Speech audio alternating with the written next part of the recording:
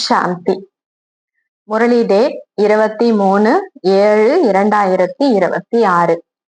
காலை முரளி பாப்தாதா மதுபன்.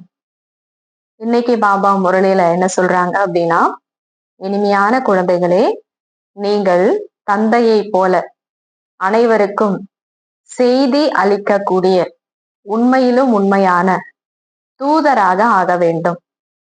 அனைவருக்கும் வீட்டிற்கு பரம்தாம் வீட்டிற்கு செல்வதற்கான செய்தியை கொடுக்க வேண்டும். கேள்வி: தற்காலத்தில் மனிதர்களின் புத்தி நாள் முழுவதும் எந்த பக்கம் அலைகிறது? பதில்: நாகரிகத்தின் பக்கம். மனிதர்களை கவருவதற்காக அநேக விதமான ஃபேஷன் நாகரிக நடைமுறைகளை கடைபிடிக்கிறார்கள். இந்த நாகரிகத்தை சித்திரங்களிலிருந்து தான் கற்றுக்கொண்டிருக்கிறார்கள், அதாவது சினிமாலிருந்து. பார்வதி கூட இது போல நாகரிகமாக இருந்தார், தலைமுடி அலங்காரம் செய்து கொண்டிருந்தார் என்று நினைக்கிறார்கள். குழந்தைகளாகிய நீங்கள் இந்த பத்தீத்த உலகத்தில் ஃபேஷன் செயற்கை அலங்காரம் செய்யக்கூடாது. நான் உங்களை எப்பேற்பட்ட உலகத்திற்கு அழைத்து செல்கிறேன் என்றால் அங்கு இயல்பான அழகு இருக்கும். ஃபேஷன் செய்ய வேண்டிய அவசியம் இருக்காது. பாடல்: தாயும் நீயே தந்தையும் நீயே. ஓம் சாந்தி. குழந்தைகள், பாட்டை கேட்டீர்கள். மகிமை பாடும் பொழுது புத்தி மேலே சென்று விடுகிறது. ஆத்மாதான் தந்தையிடம் நீங்களே படகோட்டி, பத்தீத்த பாவனரும் நீங்கள்தான், உண்மையிலும் உண்மையான தூதரும் நீங்கள்தான் என்று ஆத்மாதான் கூறுகிறது. தந்தை ஆத்மாக்களுக்கு செய்தி அளிக்கிறார். மேலும் அவர்களுக்கு மெசஞ்சர் அல்லது பைகம்பர் என்று கூறுகிறார்கள். யாரெல்லாம் செய்தி கொடுக்கறாங்களோ அவங்கள மெசஞ்சர், பைகம்பர், தூதர் அப்படியெல்லாம் சொல்றாங்க இல்லையா, இறை தூதர் அப்படின்லாம் சொல்றாங்க. மேலும் அவர்களுக்கு தூதர் என்று பெயர் வைக்கிறார்கள். சிலர் சிறியவர்களாகவோ அல்லது பெரியவர்களாகவோ இருப்பார்கள். உண்மையில் அவர்கள் மெசேஜ் அல்லது செய்தி ஒன்றும் கொடுப்பதும் இல்லை. அப்படி பொய்யான மகிமை செய்து விட்டுள்ளார்கள். ஒருவரை தவிர இந்த மனித சிருஷ்டியில் வேறு யாருக்கும் மகிமை இல்லை. உண்மையான சிவபாபா மட்டும்தானே நமக்கு செய்தி கொடுக்கிறாரு. செய்தியாளர்கள் அப்படின்னு சொல்றாங்க, மெசஞ்சர் அப்படின்னு சொல்றாங்க. ஆனா உண்மையான செய்தியை சிவபாபா மட்டும்தான் சொல்றாரு. அப்போ இந்த ஒரு மகிமை சிவபாபாவுக்கு மட்டும்தான் நம்ம சொல்ல முடியும் என்பதை குழந்தைகள் புரிந்துள்ளார்கள். அதாவது ஒருவரை தவிர இந்த மனித சிருஷ்டியில் வேறு யாருக்கும் மகிமை இல்லை என்பதை குழந்தைகள் நீங்கள் புரிந்துள்ளீர்கள். எல்லோரையும் விட அதிகமான மகிமை இந்த லக்ஷ்மி நாராயணருக்கு உள்ளது. ஏனெனில் இவர்கள் புது உலகத்தின் அதிபதியாவார்கள். அதையும் பாரதவாசி அறிந்துள்ளார்கள். பாரதம் பழமையான தேசமாகும் என்பதை மட்டும் உலகத்தார் அறிந்துள்ளார்கள். பாரதம் பழமையான தேசம், ஆன்மீக தேசம் அப்படிங்கிறத மட்டும்தான் உலகத்துல இருக்கிறவங்க புரிஞ்சிருக்கிறாங்க. பாரதத்தில் தான் தேவி தேவதைகளின் ராஜ்யம் இருந்தது. கிருஷ்ணரை கூட கடவுள் என்று கூறிவிடுகிறார்கள். பாரதவாசிகள் இவர்களை பகவான் பகவதி என்று கூறுகிறார்கள். யார? லக்ஷ்மி நாராயணர. ஆனால் இந்த பகவான் பகவதி சத்தியுகத்தில் ஆட்சி புரிகிறார்கள் என்பது யாருக்குமே தெரியாது. பகவான் தான் தேவி தேவதைகளின் ராஜ்யத்தை ஸ்தாபனை செய்தார். பகவான் தான் அந்த பகவான் பகவதி ஆட்சி புரிந்த அந்த சத்தியுகத்தை உருவாக்கினாரு அப்படிங்கிறதும் யாருக்குமே தெரியாது. நாம் பகவானின் குழந்தைகளாவோம். எனவே நாம் கூட பகவான் பகவதியாக இருக்க வேண்டும் என்று புத்தி சொல்கிறது இல்லையா? நம்ம எல்லாருமே யாருடைய குழந்தைங்க? பகவானுடைய குழந்தைங்க. அப்ப பகவானுடைய குழந்தைங்க அப்படிங்கும் பொழுது அப்ப நம்மளுமே எப்படி இருந்திருக்கணும்? பகவான் பகவதியா தானே இருந்திருக்கணும்.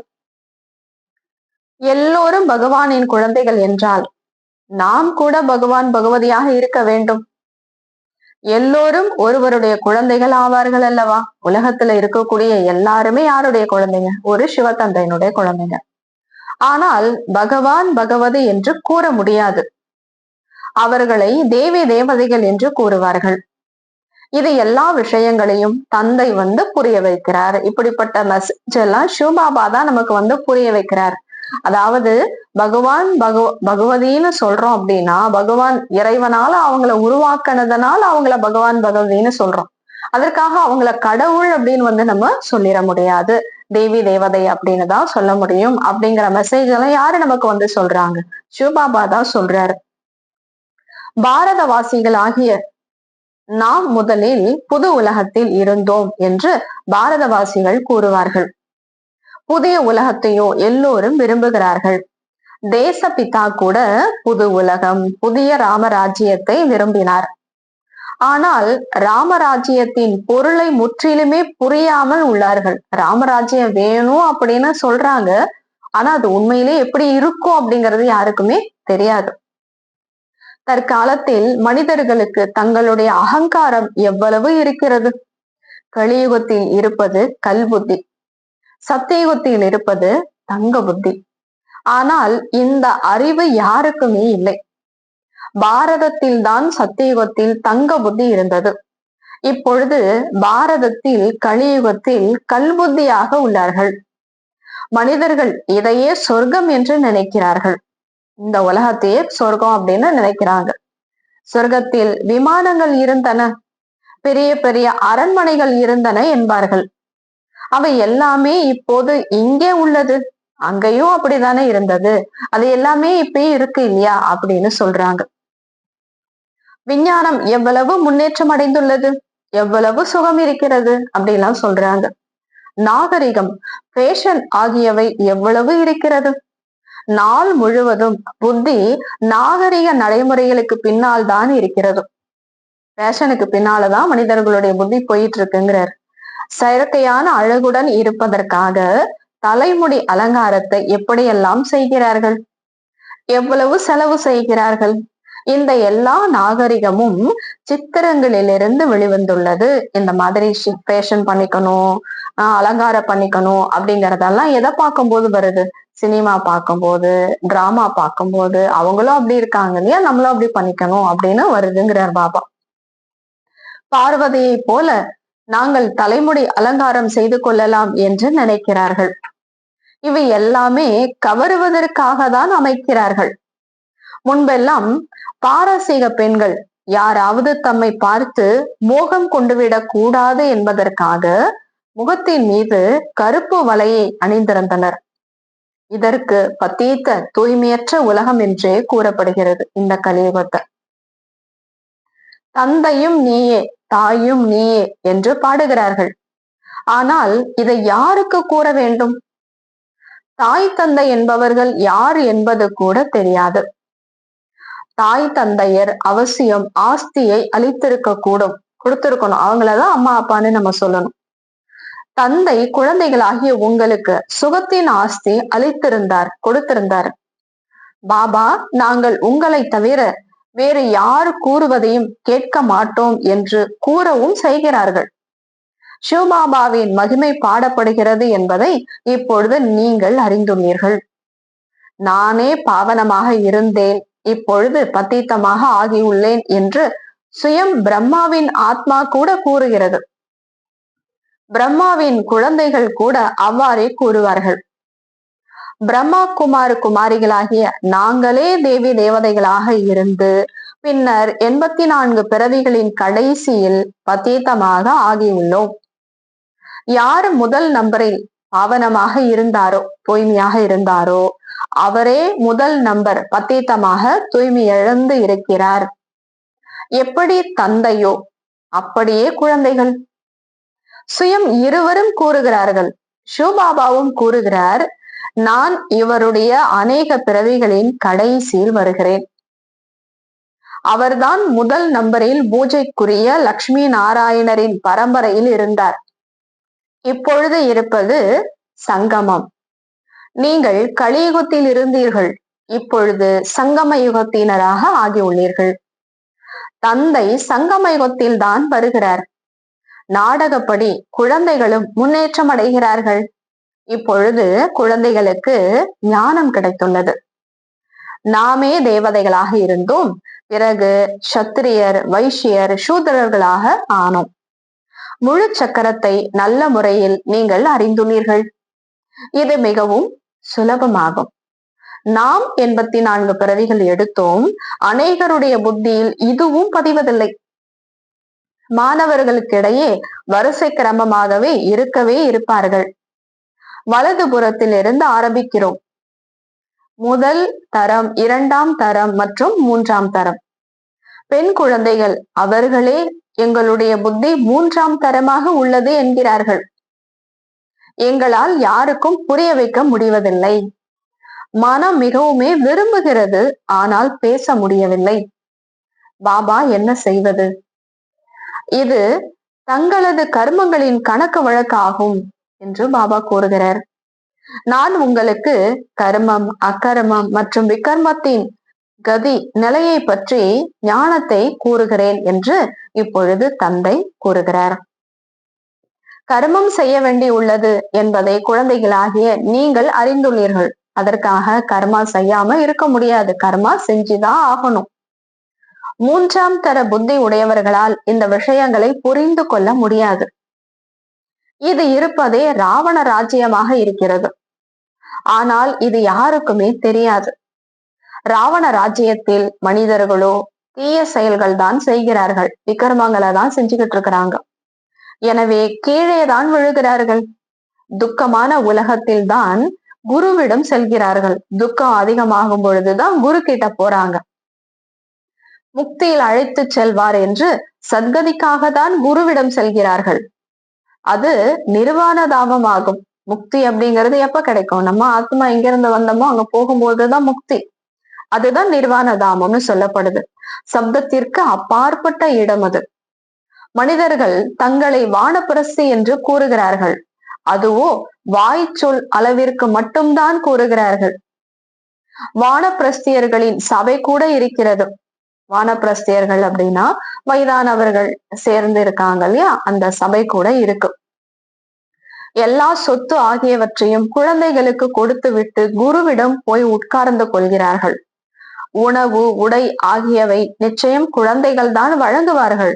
ஆனால் வானப்பிரஸ்தம் என்பதன் பொருளை யாருமே புரியாமல் உள்ளார்கள். நாம் நிர்வாண தாமம் செல்ல வேண்டும் என்பது யாருடைய புத்தியிலும் வருவதில்லை.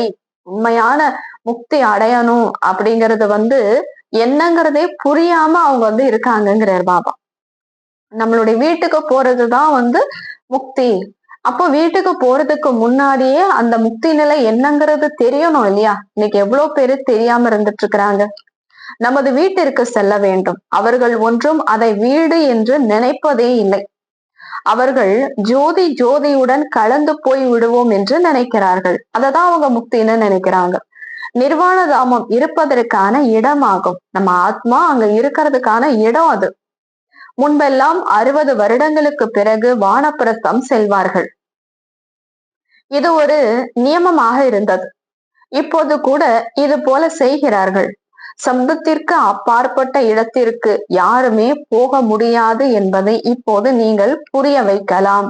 அந்த மாதிரி வானப்பிரஸ்திகளுடைய சங்கம் எல்லாம் இருக்கு இல்லையா, முதியோர்களுடைய சங்கம் எல்லாம் இருக்கு இல்லையா, அங்க போய் நீங்க புரிய வைக்கலாம் அப்படிங்கிறாரு. உண்மையான வானப்பிரஸ்த நிலை அப்படிங்கிறது ஆத்மா நம்ம எங்க இருந்து வந்தோமோ நம்மளுடைய வீட்டுக்கு போறதுதான் வானப்பிரஸ்த நிலை.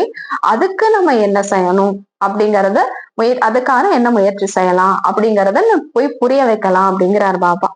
அங்க போய் இருக்கிறதுதான் உண்மையான வானப்பிரஸ்தம். அந்த நிலையை அடையறதுக்கு நம்ம என்ன செய்யலாம்? சிவபாபாவை நினைக்கணும் அப்படின்னா போய் புரிய வைங்கிறாரு. இதற்காக பதீத பாவனா, பாபா வாருங்கள், எங்களை பாவனமாக ஆக்கி வீட்டிற்கு அழைத்து செல்லுங்கள் என்று தந்தையை தான் அழைக்கிறார்கள். முக்தி தாமத்தில் ஆத்மாக்களின் வீடு உள்ளது. ஆத்மாவனுடைய வீடுதான் முக்தி தாமம். குழந்தைகளாகிய உங்களுக்கு சத்தியம் பற்றி கூட புரிய வைக்கப்பட்டுள்ளது. அங்கு யார் இருப்பார்கள், எப்படி அதிகரித்து கொண்டே இருக்கிறது. ஜனத்தொகை பற்றி கூட யாருக்குமே தெரியாது. இவ்வளோ காலத்துக்கு முன்னாடி இவ்வளோ ஜனத்தொகை இல்லை, இப்ப எப்படி அதிகமாகுது அப்படிங்கறதெல்லாம் யாருக்குமே தெரியாது. ராமராஜ்யத்தில் ஜனத்தொகை எவ்வளவு இருக்கும், குழந்தைகள் ஆகியோர் எப்படி பிறப்பார்கள், எதுவுமே புரியாமல் உள்ளார்கள். நாடகத்தின் சக்கரத்தை யாராவது புரிய வைக்கக்கூடிய வகையில் எந்த ஒரு வித்வான், ஆசிரியர் அல்லது பண்டிதர் கூட இல்லை. உலகத்துல எதையோ சொல்லி கொடுக்குறாங்க. நம்ம பிறவியை பத்தி சொல்லி கொடுக்குறாங்களா? சொல்லி கொடுக்குறாங்க. ஆனா தவறான கருத்துக்களை சொல்லி கொடுக்குறாங்க. ரிஷிகள், முனிகள் என்ன சாஸ்திரங்களை எழுதி வச்சிருக்காங்களோ அதை தான் நம்பிட்டு இருக்காங்க எல்லாரும். 84 லட்ச பிறவியின் சக்கரம் எப்படி இருக்க முடியும்? எவ்வளவு தவறான விஷயங்கள்! முற்றிலுமே நூல் கண்டு சிக்கலாக இருப்பதை போல தந்தை கர்மம், அகர்மம், விக்கர்ம பற்றிய முழு ரகசியத்தை புரிய வைத்துள்ளார். இன்னைக்கு மனிதர்கள் எப்படி இருக்கிறாங்க? நூல் கண்டு, பெரிய கண்டு நிறைய சிக்கிட்டு இருந்ததுன்னா எப்படி இருக்குமோ அது மாதிரி சிக்கிட்டு அதுதான் உண்மை எப்படி நம்பிக்கிட்டு இருக்கிறாங்க. ஆனா பாபா நமக்கு கர்மா, அக்கர்மா, விக்கர்மத்தை பற்றி அவ்வளவு புரிய வைக்கிறாரு. அப்படிங்கிறது இப்ப நமக்கு புரிஞ்சிருச்சு. சத்தியுகத்தில் உங்களுடைய கர்மம் அக்கர்மமாக ஆகிவிடுகிறது. அங்கு எந்த ஒரு தீய செயலும் நடப்பதே இல்லை. அக்கர்மா அப்படின்னா எந்த ஒரு பலனும் கிடையாது. அதாவது துக்கத்துக்கான பலனும் நம்ம செய்யறதில்ல, சுகத்துக்கானதும் செய்யறதில்ல. அதனால அது அக்கர்மா, பலனை கொடுக்காத ஒரு கர்மா. எனவே கர்மம் அக்கர்மமாக ஆகிவிடுகிறது. இங்கு மனிதர்கள் என்ன கர்மம் செய்தாலும் அது விக்கர்மமாக ஆகிவிடுகிறது. ஏன்னா தேக அபிமானத்துல இருந்து செய்யறதுனால, ஏன்னா செயல் செய்யறது ஆத்மாதான் செய்யுது.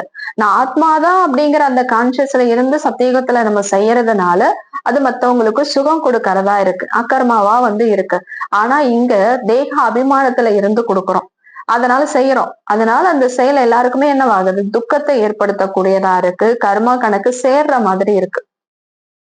சிறியவர்கள், பெரியவர்கள் அனைவருக்கும் முழு உலகத்திற்கும் வானப்பிரஸ்த நிலையாகும். ஆனா இன்னைக்கு இருக்கக்கூடிய நிலை, அவங்க சின்னவங்களா இருந்தாலும் பெரியவங்களா இருந்தாலும் எல்லாருமே இப்ப ஆத்மாக்கள் வீட்டுக்கு போகக்கூடிய ஒரு சூழ்நிலை தான் இருக்கு. உலகத்துக்கே இப்ப வானப்பிரஸ்த நிலை என்பதை இப்பொழுது குழந்தைகளாகிய நீங்கள் அறிந்துள்ளீர்கள். எல்லோரும் வாணிசோ பரே சப்தத்திற்கெல்லாம் அப்பாற்பட்டு செல்பவர்கள் ஆவார்கள்.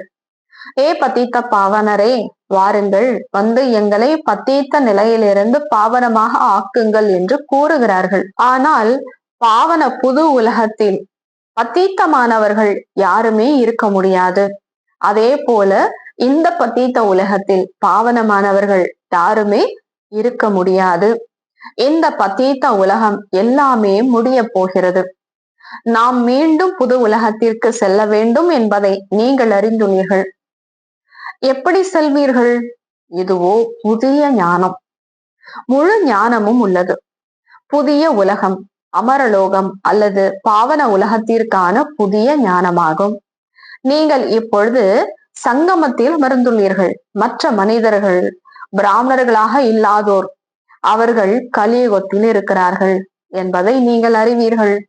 நாம் அனைவரும் சங்கமத்தில் உள்ளோம். சத்தியுகத்திற்கு சென்று கொண்டிருக்கிறோம். உண்மையில் இது சங்கம யுகமாகும். அதுவோ இருப்பதை சொர்க்கமாக. அதற்கு சங்கமம் என்று கூறப்படுவது இல்லை. சங்கமம் என்பது இப்போது உள்ளது. இந்த சங்கம யுகம் எல்லாவற்றையும் விட சிறியதாகும். இதற்கு லீப் யுகம் என்று கூறப்படுகிறது. இதில் மனிதர்கள் பாவ ஆத்மாவிலிருந்து தர்ம ஆத்மா ஆகிறார்கள். எனவே இதற்கு தர்மாவு யுகம் என்று கூறப்படுகிறது. கலியுகத்தில் எல்லா மனிதர்களும் அதர்மத்தினராக இருக்கிறார்கள். அங்கோ எல்லோரும் தர்மாத்மாக்களாக இருப்பார்கள். பக்தி மார்க்கத்தினுடைய தாக்கம் எவ்வளவு பெரியதாக உள்ளது! கல்லினால் விக்கிரகங்கள், சிலைகள் அமைக்கிறார்கள். அவற்றை பார்த்தாலே மனம் மகிழ்ந்து போய்விடுகிறது. அப்படித்தானே பக்தியில இருக்காங்க. இது கல்லுக்கு செய்கின்ற பூஜையாகும். சிவனுடைய கோவிலுக்கு பூஜை செய்வதற்காக எவ்வளவு தூரமான இடங்களுக்கு போகிறார்கள். சிவனுடைய படத்தை வீட்டில் கூட வைக்கலாமே. பிறகு இவ்வளவு தூரம் போக ஏன் அலைய வேண்டி இருக்கு? இவ்வளவு தூரம் போய் அங்க பக்தி செய்யணும். இந்த ஞானம் இப்போது புத்தியில் வந்துள்ளது. இப்போது உங்களுடைய கண்கள் திறந்து விட்டது. புத்தியின் கதவு திறந்துள்ளது. தந்தை ஞானம் அளித்துள்ளார். அதற்கான அறிவை நமக்கு கொடுத்துட்டாரு. பரம்பிதா பரமாத்மா இந்த மனித சிருஷ்டியின் விதை ரூபமான ஞான கடல், ஞானம் நிறைந்தவராக இருக்கிறார். ஆத்மா கூட இந்த ஞானத்தை தாரணை செய்கிறது. அவரு கொடுக்கக்கூடிய அந்த ஞானத்தை அறிவை ஆத்மாதான் உள்வாங்கிக்குது. ஆத்மாதான் ஜனாதிபதி ஆகியோராக ஆகிறது.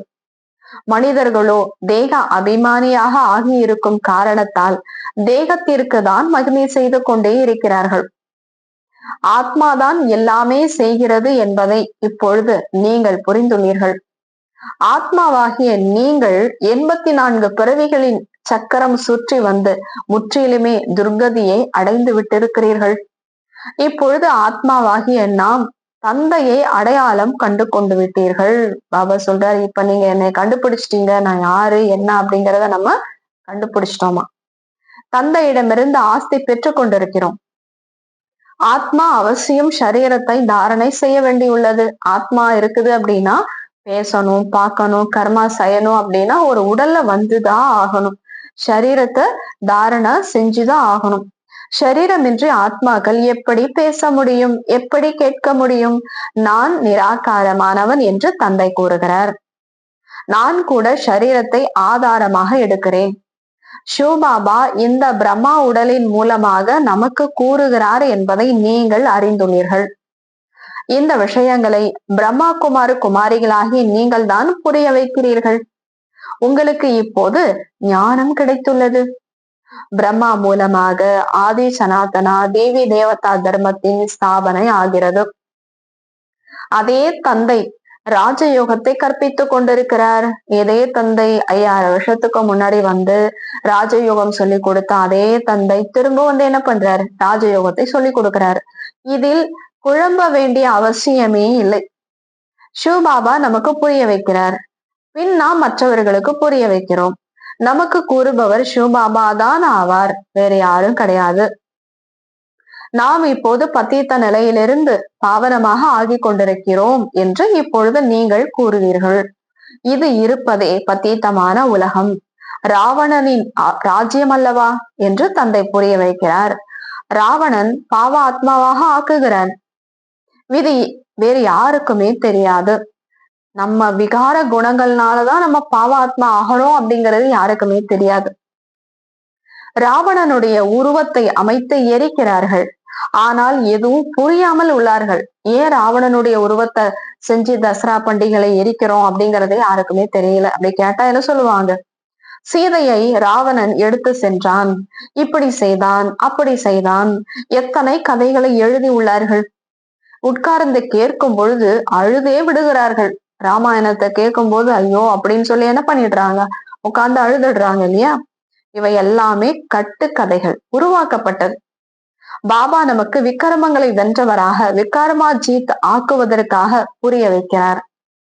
என் ஒருவனை மட்டுமே நினைவு செய்யுங்கள் என்று கூறுகிறார். எங்குமே புத்தியை ஈடுபடுத்தாதீர்கள். சிவபாபா நமக்கு தனது அறிமுகத்தை அளித்துள்ளார். பத்தீத்த பாவன தந்தை தனது அறிமுகத்தை அளிக்கிறார். நேரடியா அவரே அவருடைய அறிமுகத்தை கொடுக்கிறாரு. என்னை மட்டும் நினைவு செய்.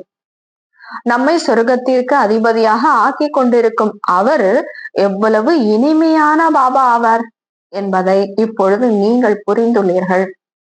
நல்லது, இனிமையிலும் இனிமையான, காணாமல் போய் வெகு காலம் கழித்து கண்டெடுக்கப்பட்ட செல்லமான குழந்தைகளுக்கு தாயும் தந்தையும் ஆகிய பாப் தாதாவின் அன்பு நினைவுகள் மற்றும் காலை வணக்கம். ஆன்மீக குழந்தைகளுக்கு ஆன்மீக தந்தையின் நமஸ்காரம். ஆன்மீக தந்தைக்கு ஆன்மீக குழந்தைகளின் நமஸ்காரம். நன்றி பாபா. தேங்க்ஸ் பாபா. தாரணைக்கான முக்கிய சாரம். நடைமுறை செய்வதற்காக முரளியிலிருந்து முக்கியமான 2 பாயிண்ட்ஸ். முதலாவது, கர்மம், அக்கர்மம் மற்றும் விக்கர்மம் பற்றிய கதியை, விளைவை அறிந்து சிறந்த செயல்களையே செய்ய வேண்டும். ஞான தானம் செய்து தர்மாத்மா ஆக வேண்டும். இரண்டாவது, இது வானப்பிரஸ்த நிலையாகும். இந்த கடைசி கணங்களில், அதாவது இந்த கடைசி நேரத்தில் பாவனமாக ஆகி தூய்மையாக ஆகி தூய்மையான உலகத்திற்கு செல்ல வேண்டும். பாவனம் ஆவதற்காக, தூய்மை ஆவதற்கான செய்தியை அனைவருக்கும் கூற வேண்டும். வரதானம், பாஸ் வித் ஆனர், மதிப்புடன் தேர்ச்சி பெற்றவராக ஆவதற்காக அனைவரிடமிருந்தும் திருப்திக்கான பாஸ்போர்ட் அனுமதி சீட்டை பெறக்கூடிய சந்துஷ்டமணி திருப்தி நிறைந்த மணி ஆகுக. பாஸ்விதானர் ஆவதற்காக அனைவரிடமிருந்தும் திருப்திக்கான பாஸ்போர்ட்டை பெறக்கூடிய சந்துஷ்டமணி திருப்திமணி ஆகுக. விளக்கம்: எந்த குழந்தைகள் தங்களுக்குள் தங்களது ஆன்மீக முயற்சியில், அதாவது புருஷார்த்தத்தில் அல்லது சேவையில் மற்றும் பிராமண குடும்பத்தின் தொடர்பில் எப்பொழுதும் திருப்தியாக இருக்கிறார்களோ அவர்களே சந்துஷ்டமணி என்று அழைக்கப்படுகிறார்கள். அனைத்து ஆத்மாக்களின் தொடர்பிலும் உங்களை திருப்தியாக வைத்துக் கொள்வது அல்லது அனைவரையும் திருப்திப்படுத்துவது, இதில் யார் வெற்றி அடைகின்றார்களோ அவர்களே வெற்றி மாலையின், அதாவது விஜயந்தி மாலையில் இடம்பெறுகிறார்கள். பாஸ்வித் ஆனர் ஆவதற்கு அனைவரிடமிருந்தும் திருப்தி என்ற பாஸ்போர்ட் கிடைக்க வேண்டும். இந்த பாஸ்போர்ட்டை பெறுவதற்கு சகித்து கொள்ளும் சக்தி அல்லது உள்ளடக்கி கொள்ளும் சக்தியை மட்டும் தாரணை செய்யுங்கள். ஸ்லோகன்: கருணை உள்ளம் கொண்டவராக மாறி சேவையின் மூலம் ஏமாற்றமடைந்த மற்றும் சோர்வடைந்த ஆத்மாக்களுக்கு ஆதாரமாக விளங்குங்கள். கருணை உள்ளம் கொண்டவராக மாறி சேவையின் மூலம் ஏமாற்றமடைந்த மற்றும் சோர்வடைந்த ஆத்மாக்களுக்கு ஆதாரமாக விளங்குங்கள். நல்லது. ஓம் சாந்தி.